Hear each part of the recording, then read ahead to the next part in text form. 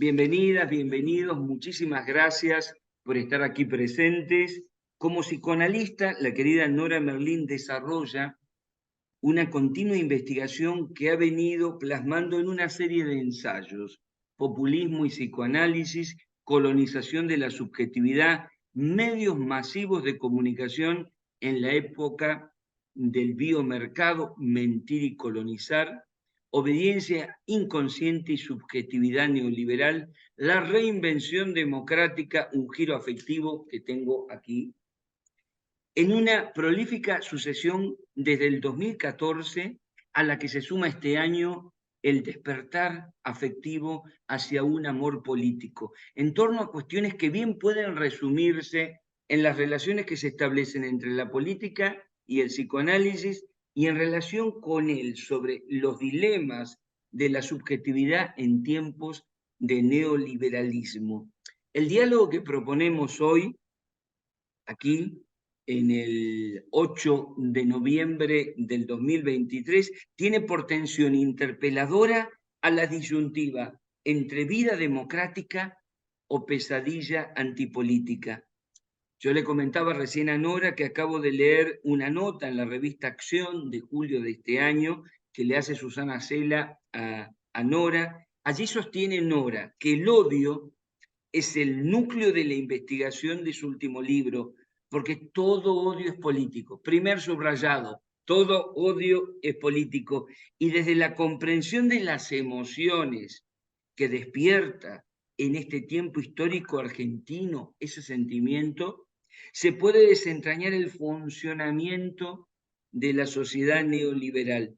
Me gustaría empezar por aquí, para que hablemos de las consecuencias en la constitución de determinadas subjetividades y clases de afectos. ¿Te Sí. parece, Nora? Bueno, voy a saludar formalmente a todos y a todas. Gracias, Tete, por este encuentro, por esta conversa. Es un gusto hablar con vos, así que, bueno, me das un pie muy motivante. En principio, vos hablabas del odio, pero tenemos que ponernos de acuerdo en qué decimos cuando decimos odio, ¿no? Vos sabés que mi marco teórico es psicoanálisis y política, y mi formación de psicoanalítica es Freud-Lacan. Entonces, voy a definir el odio partiendo de lo que propone el último dualismo freudiano, que es más allá del principio del placer, porque Freud plantea en toda su obra un dualismo, pero el último dualismo es pulsión de vida y pulsión de muerte, ¿no? Que lo plantea más allá del principio del placer. Entonces, ¿qué dice? Porque, a ver, no nos va a alcanzar el tiempo hoy, pero si no ubicamos el marco teórico, no sabemos de dónde estamos hablando, ¿no? Es ambiguo decir odio. Entonces, es un concepto muy importante, ¿no? Que no se puede desestimar en la actualidad. Entonces, cuando decimos odio, decimos, Freud dice, porque hasta 1920 Freud era optimista, te voy a decir, y decía, bueno, las personas, los sujetos, buscan el placer, buscan alivianarse tensiones, ¿no? Buscan cierta homeostasis en el aparato, cierto equilibrio. Entonces, ¿qué empieza a ver Freud en 1920? Viene de la Primera Guerra, del 14 al 18, viene del ascenso del nazismo. Entonces escribe Psicología de las Masas y empieza a ver que tanto los sujetos como los pueblos repiten el mal, repiten lo que nos hace mal, repetimos, ¿no? El sujeto es capaz de tropezarse 20 veces con la misma piedra. Esa es la repetición, es un concepto. Entonces, Freud dice ahí, se llama el giro, el codo del año 20. Hay un giro teórico. Entonces, Freud dice, no, yo me equivoqué. Las personas no buscan eh, el bienestar. Están divididas, es decir, racionalmente, obvio que queremos el bien, la felicidad, esto y lo otro, pero hay una compulsión inconsciente que es masoquista, que Freud la llama pulsión de muerte, que cuando se dirige al exterior se manifiesta como odio, o como agresividad, o como hostilidad, y cuando se dirige al sujeto, se manifiesta como sacrificio. Entonces, esto es inconsciente, es una praxis inconsciente, ¿no? Por un lado uno no dice, no, yo quiero mi daño, no decimos esto, pero tropezamos 20 veces. Y a los pueblos les pasa lo mismo, repetimos traumas. Entonces Freud nos habla de una gramática pulsional. Entonces, yo creo que hay que pensar el neoliberalismo como el triunfo de la pulsión de muerte. ¿Por qué? La pulsión de muerte, ¿qué característica tiene? O sea, este odio, ¿no? La pulsión de muerte, Freud dice, es una compulsión tanática, que él usa la metáfora biológica, pero no es la biología, es una metáfora para pensar, ¿no?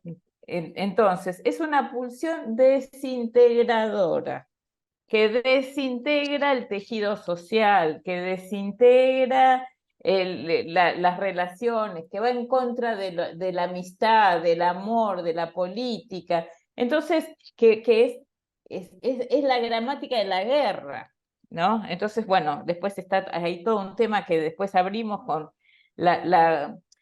las cartas entre Freud y Einstein en relación a todo esto. Entonces Freud dice, claro, ahora esta pulsión de muerte tiene que estar anudada a la pulsión de vida, porque siempre hay grados, ¿no? Freud usaba como la ciencia del momento, la matemática, las cantidades, no tenía otros recursos teóricos para pensar, porque él estaba muy preocupado porque el psicoanálisis sea una ciencia. Entonces, si no, le iba a parar a la religión, cosa que él no quería, ¿no? Entonces, claro, él usaba el campo de fuerzas, la electricidad, la física, las cantidades, pensaba el aparato psíquico en esos términos. Hoy ya los pensamos con otros recursos, con la matemática, la topología, etc. Pero bueno, Freud hablaba de cantidades. Y estas pulsiones van anudadas, la de vida y la de muerte. Entonces, ¿no? ¿Cómo pensaría hoy Freud el neoliberalismo? Y él dice, acá se produjo una desmezcla pulsional, un desanudamiento pulsional, un debilitamiento de eros, de vida, ¿no? Entonces, hay un triunfo de la pulsión de muerte, de tánatos. Entonces, pero ¿cómo llegamos a esto? Porque vos no te olvides, uno de los idearios del neoliberalismo es lo ilimitado, lo ilimitado. Entonces, libertad ilimitada, ¿no? Se puede decir cualquier cosa, libre mercado, cada uno con su cuerpo hace lo que quiere, con su guita hace lo que quiere, con sus órganos hace lo que quiere. Si querés vender niños, riñones, vendelo.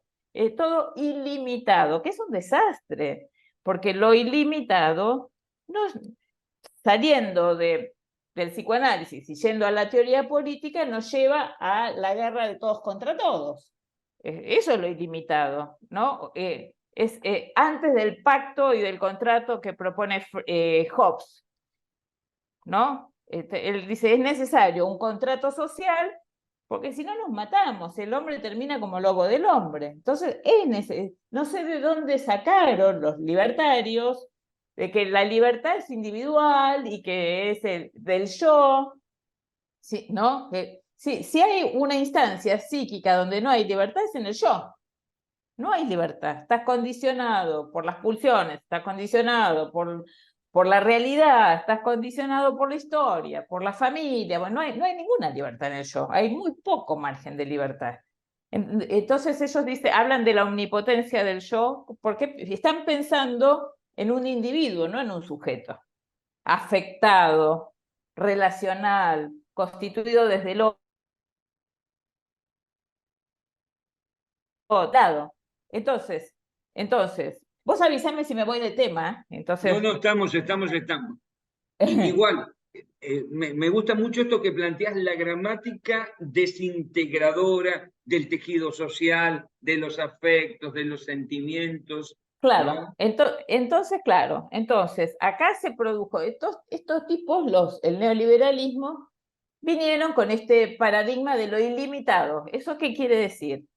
Sin Estado, con debilitamiento de los derechos, ¿no?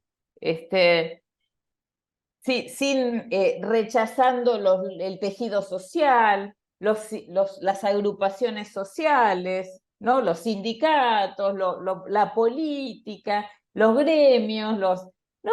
Entonces ahí hay como un empoderamiento de un auge de un odio ilimitado, sin límite, porque Eros es límite. Eros es límite, entonces hay un consumo ilimitado, un odio ilimitado que termina en antropofagia, comiéndonos entre todos, porque el consumo es eso, ¿no? Es comer, comer, comer, devorar al otro. Entonces yo creo que hay un triunfo de esto ilimitado, y bueno, que lleva al sacrificio finalmente también, al odio o al autosacrificio, ¿no? Entonces, yo veo, porque hablando del afecto, ¿no? Nosotros acá tenemos que decir también que hay afectos propios de las épocas y además hay afectos propios del sujeto, porque una cosa es la subjetividad y pensar modalidades hegemónicas, vamos a decir, ¿no? También afectivas de una época y lo que le pasa a un sujeto singular, ¿no? Que corre, son dos carriles. Entonces, yo creo que hablando de los afectos, que uno puede plantear, que hay que plantear una continuidad entre el nazismo y el neoliberalismo desde el afecto del odio. Desde el odio, nosotros vemos ahí una continuidad, podemos decir que el neoliberalismo es la continuidad del nazismo por otros medios. Podemos decir eso. Segundo subrayado, y ahora pensando, Nora, en esa gramática que busca como un pragma desintegrar lo tejido comunitario, lo tejido de patria, pienso en esto que escribe María Seoane de que los pactos civilizatorios que constituyeron la reapertura democrática, estamos a 40 años de esa reapertura democrática, se sostenían en lo simbólico del nunca más como una valla que la sociedad ponía a la violencia como tanto material como simbólica para tratar a un enemigo político que ahora se lo veía como adversario. La bandera de los derechos humanos, nosotros diríamos memoria, verdad y justicia. Por otro lado, la educación pública. Más allá de las diferencias, pienso en el sujeto coral de la multipartidaria diciéndole no a formas de amnistía. Y por otro lado, ahora cuando Milei plantea claramente que donde hay una necesidad, no necesariamente hay un derecho. Ahí le pone límites, ¿no? Lo ilimitado es la libertad individual, lo que debe limitarse es todo lo colectivo, lo público, el Estado, la misma idea de patria, porque la otra cuestión es tu moneda, tu peso es el excremento de la política, lo que supondría abandonar, ¿no? Todos los pactos civilizatorios. Todos. Y al mismo tiempo, esto que propone Daniel Feinstein de cierta socialización del sufrimiento, retomo cierto lenguaje que antes estaba en Chile y no en la Argentina. Te acordarás, los rotos, las rotas, nosotros nos decíamos los rotos, las rotas, esto de que si yo no puedo gozar de derechos, al menos déjame gozar perversamente de la Sí. caída de los otros. ¿Qué hay de eso, de que no estás invitado a ese banquete de los pocos, pero sí al banquete de la caída de todos aquellos a los que te están enseñando a odiar? Yo creo que hay, como decíamos, hay un aumento del odio en nuestra época y tenemos la revolución tecnológica y tenemos las redes sociales, con lo cual todo esto se reproduce, ¿no? Más intensamente, el odio, ¿no? Las burbujas de odio, porque viste que se agrupan. Entonces algo hay que hacer con estos discursos de odio, algo hay que hacer, porque cuando nosotros decimos reinventar la democracia, hay que pensar en estos dispositivos también. ¿Por qué? Porque hay gente que se escandaliza, ¿no? ¿Cómo vas a cuestionar la libertad de expresión? No, no, yo no cuestiono la libertad de expresión, pero no es equivalente a la libertad de odio. No es equivalente la libertad de expresión a decir cualquier cosa. ¿Por qué? Porque el odio ilimitado tiene una eficacia de mensajes hipnóticos ¿Te y acordás? lleva, Disculpa, sí, Nora, ¿te acordás sí, cuando cierto periodismo hegemónico reclamó su derecho al odio, claro, su es una derecho a cosa. odiar? Pero ¿a vos qué te parece? Por eso yo creo que lo que propone el candidato Massa es inteligente, terminar con la grieta. Eso no significa terminar con el conflicto político, porque hay gente bien pensante del campo popular que dicen, no, ¿cómo vas a terminar con la grieta? No, no, la grieta es grieta de odio. La grieta es grieta de odio inventada y alimentada por un periodista, ¿no? Y yo creo que hay que terminar con esa forma de ruptura del tejido social. Bienvenido el conflicto político, pero eso es rechazo de la política, es ese modo es más, son términos de la guerra, ¿no? Si el otro se convierte en enemigo, no es tu adversario. Entonces, yo creo que es bienvenido esto de terminar con la grieta. Necesitamos eros, necesitamos pacificarnos. Ahora, volviendo al tema que vos traías del pacto social, yo creo que en nuestra democracia está como está en peligro, ¿no? Nosotros le pusimos a esta charla la pesadilla o la vida democrática, ¿Vida ¿no? democrática o pesadilla antipolítica?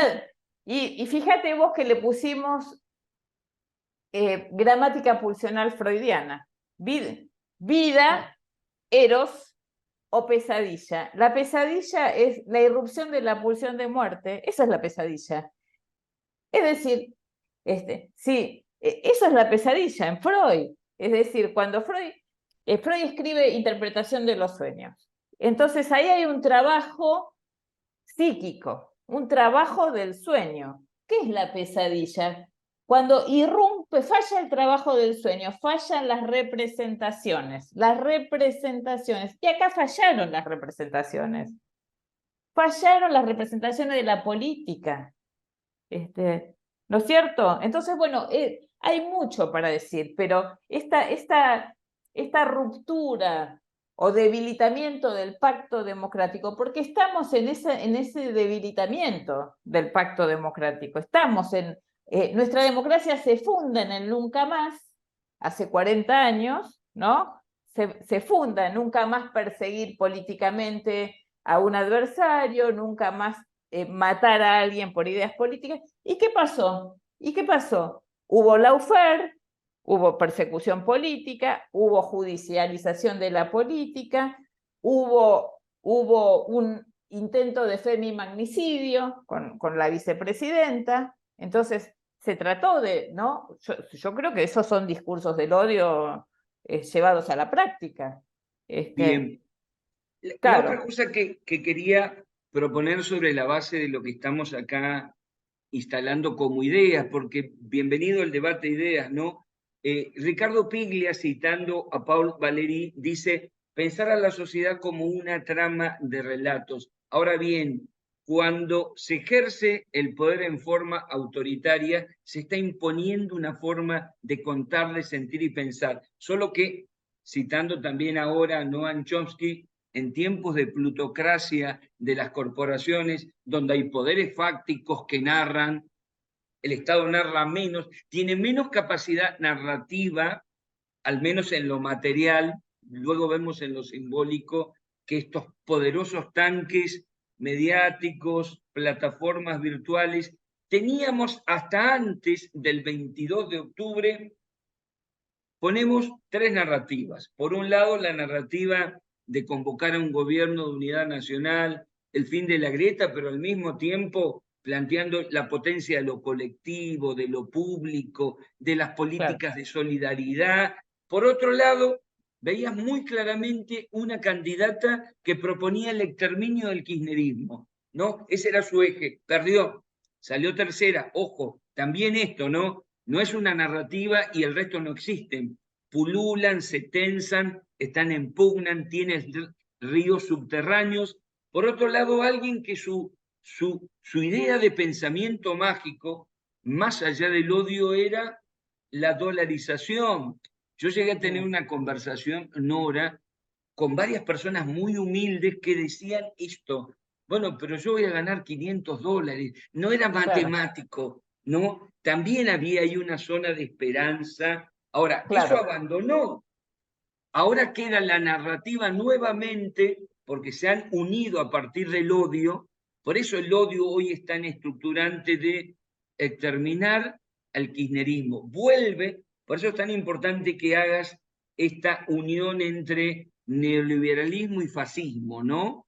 Pero, Claro, ¿cuál claro. sería, dentro de esta trama de relatos que nos quedan, pensar a la sociedad como un cuerpo social atravesado por narrativas, cuál sería la gramática de la reinvención democrática que podríamos establecer aquí como virtuosas, ¿no? Frente a estas otras gramáticas? ¿Cuáles te Yo, parecen? mira, yo propongo en mi último libro, hacia un amor político, porque este, eh, Freud, yo te decía, tiene un intercambio epistolar con Einstein, en plena guerra, en plena ascenso del nazismo. Entonces Einstein le dice, profesor, denos una solución, ¿qué hacemos con la guerra? Entonces le dice muchas cosas Freud, ¿no? Una de las cosas es, bueno, a esta violencia solo se le puede contrarrestar una fuerza igual pero opuesta, igual en intensidad, ¿no? Entonces habla de Eros, y despliega Eros como sublimar el odio, sublimar la fuerza, con leyes, con derechos, ¿no? Y entonces dice, pero yo creo que hay que desplegar Eros. Cuando uno dice, cuando yo digo, ¿qué es el amor político? Porque en general se tiende a banalizar. Uno habla del amor y pensás en el hipismo o en el amor romántico, y no, acá estamos hablando de otra cosa. No el amor como narcisista, como hacer la media naranja, ¿no? De 2-1, no, nada de eso. Es un amor que implica otro desarrollo que Freud, Lacan lo plantea en un seminario, es el seminario 20, es un amor a la diferencia. Entonces, un amor a lo singular, y hacer comunidad o hacer lazo social con el que no tengo nada en común, no con los iguales, porque ahí nos transformamos en una masa de iguales. Entonces, la verdadera democracia es la inclusión de lo hétero, ¿no? Y es la articulación con lo distinto. Laclau también plantea la categoría articulación, que es muy importante, ¿no? Es articular con lo diferente. Él plantea articulación de demandas en la política, ¿no? Y armar ahí una hegemonía popular. Entonces yo lo que propongo, planteo, es que el cemento orgánico de las construcciones populares es el amor político. Y el cemento, lo que une al fascismo es el odio. Porque se unen por la motosierra, ese es el símbolo, la motosierra, la destrucción. ¿Qué plantean? Terminar con el kirchnerismo, terminar con la política, destruir todo, ¿no? Es el abismo, destruir el Banco Central, destruir. Yo entiendo que hay un sector social que está enojado y tienen razón en el enojo, porque no fueron escuchados, porque el neoliberalismo aumentó las desigualdades. Entonces la democracia falló, porque uno de los principios democráticos es la igualdad.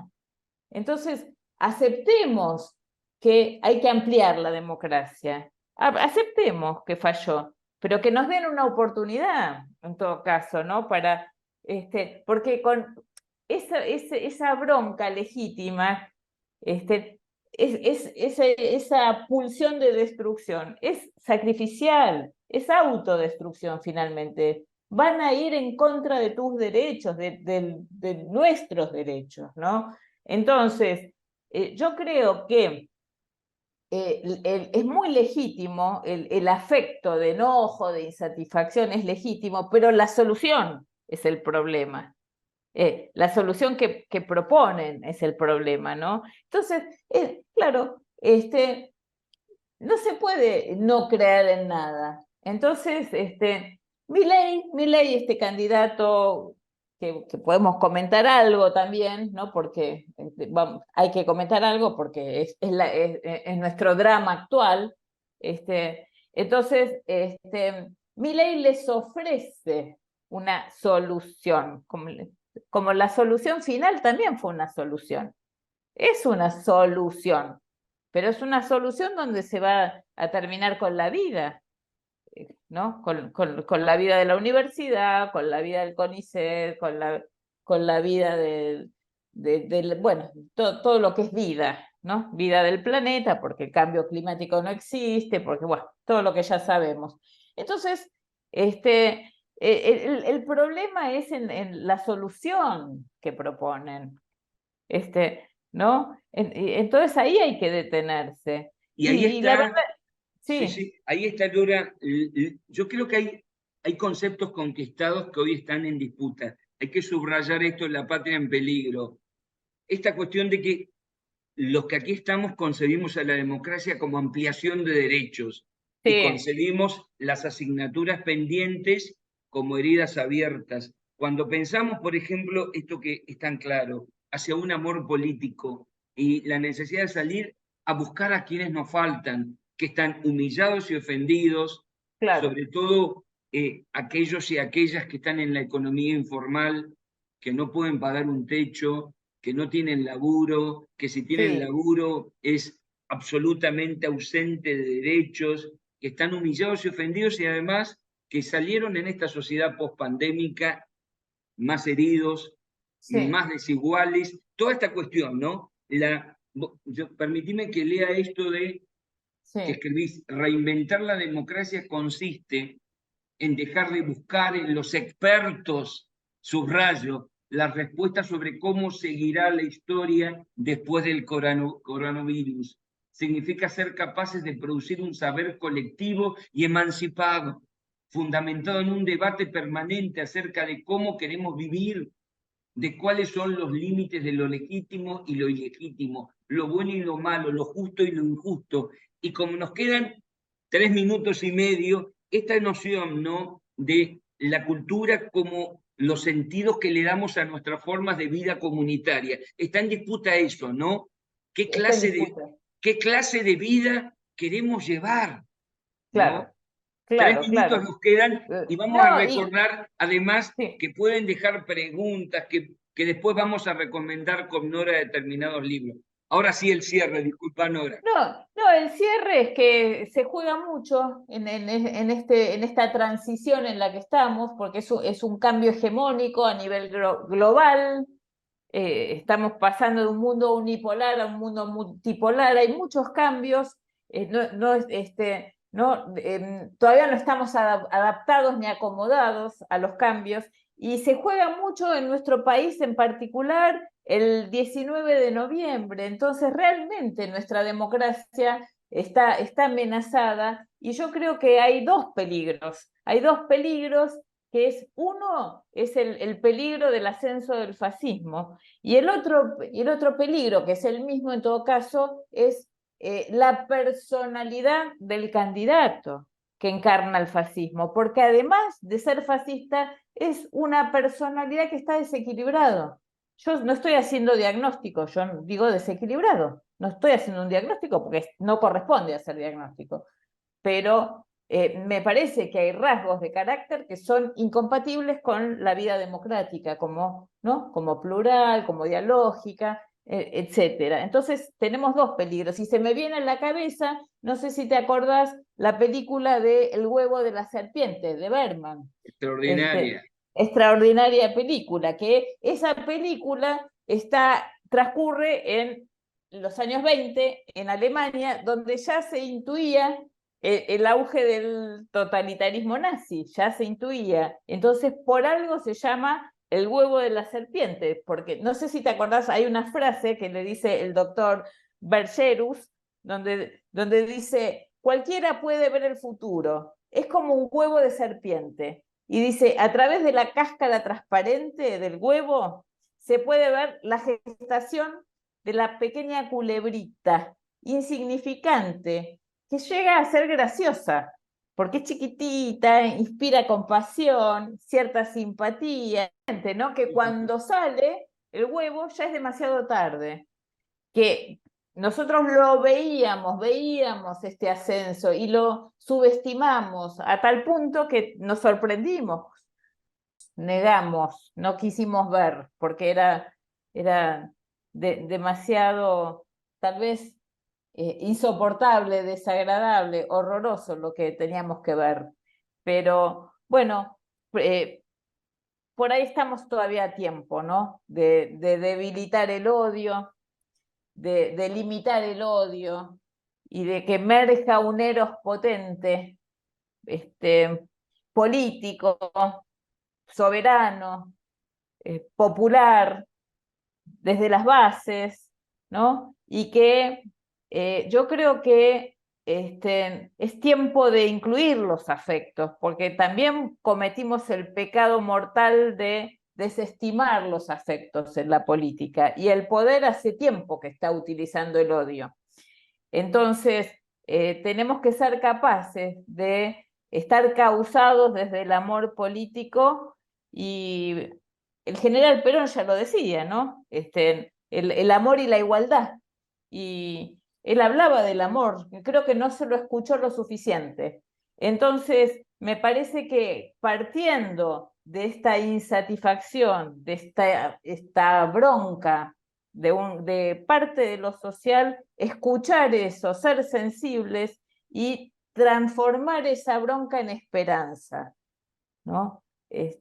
Transformarlo y disputar el afecto, disputar el odio y que gane y triunfe el amor político.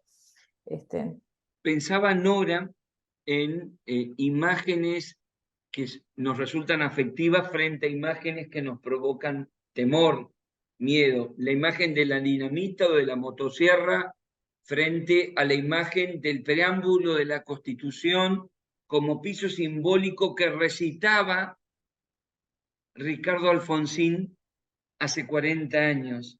Pensar en ese Néstor Kirchner arrojado con su propio cuerpo fuera de todo protocolo ante una multitud que lo abrazaba porque venía a no dejar en las escalinatas de la Casa Rosada sus convicciones. Pensaba en ese momento épico contra toda una narrativa de no salgas, la vas a pasar mal, te puede pasar algo, esa épica conmemoración del Bicentenario con 3 millones de personas en las calles, con 9 presidentes y presidentas de América Latina caminando sin custodia frente a una multitud donde no pasó nada, del orden de lo celebratorio.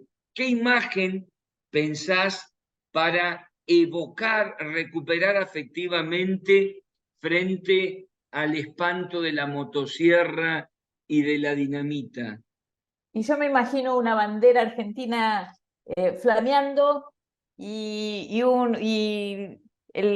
junto con la selección nacional de fútbol y las 5 millones de personas gritando por la patria argentina. Esa imagen se me viene. Excelente, Sí, excelente. y todos palpitando juntos por la vida, ¿no? Pensaba subrayando esto último que decís. Tal vez le dimos mucha importancia a los discursos más armados, racionales, argumentativos, y nos falta buscar dentro de nosotras, de nosotros, aquello que nos sostiene, ¿no? Esos afectos del amor político por el cual vale la pena vivir y militar.